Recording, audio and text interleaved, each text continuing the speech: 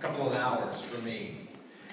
I don't know, I know you guys have been hard at work, and I peeled off this afternoon to go for a bike ride. I know that's a shock to many, but I decided to go ride for a couple of hours, and I've been doing these things where it's actually the second time I've done it, where I just send out a quick message on Twitter and say, I'm going to go for a ride.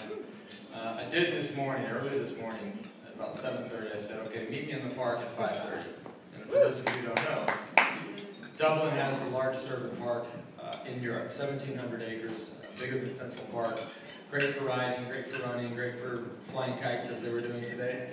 So I sent this message out this morning. And I always think, we did this last week in Glasgow, I thought maybe 5 people would show up. A few hundred showed up. So I sent it out this morning, said it's late notice, it's the middle of the week.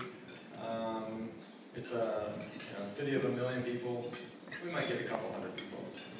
1,200 people came out to ride.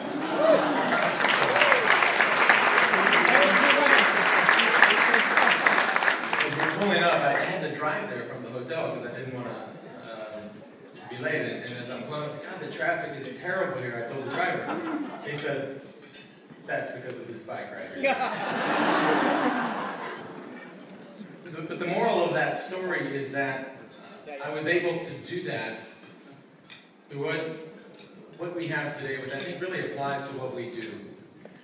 If I can sit back, literally in my room this morning over a cup of coffee and on my BlackBerry send out a tweet that says, meet at 5:30, let's go for a bike ride, and that many people show up, that just shows you the way that the media and the way social media works today, your ability to not only to reach people, but more importantly, to build an army of people. I rode around Phoenix Park with 1,200 people that were an army.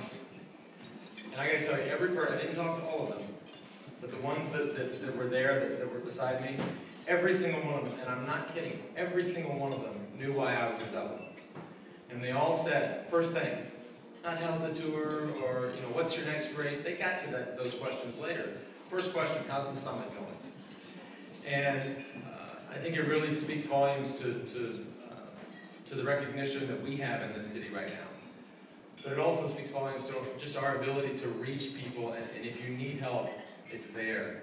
And if we needed 50 volunteers in Des Moines in the next 6 hours, we could get them because of that. So I would encourage all of us to embrace this new environment that we live in, this new type of technology. And this is not the last bike ride we'll do. Now Dublin has set the bar for people from Ireland, Dublin. I'm not sure that anybody else can top Dublin. But now you're Irish, I love it, yes. And then I started getting responses on Twitter. New York City is mad, Seattle's now mad, Amsterdam's mad,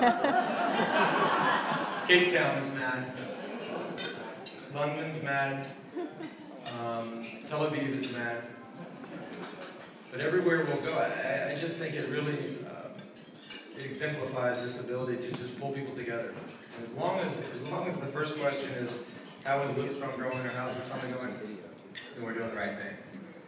So pay attention, and if you're ever in a city that we're all of a sudden showing up at, and you're at work, keep your bike and your bike shorts and your shoes and your helmet ready, because you never know.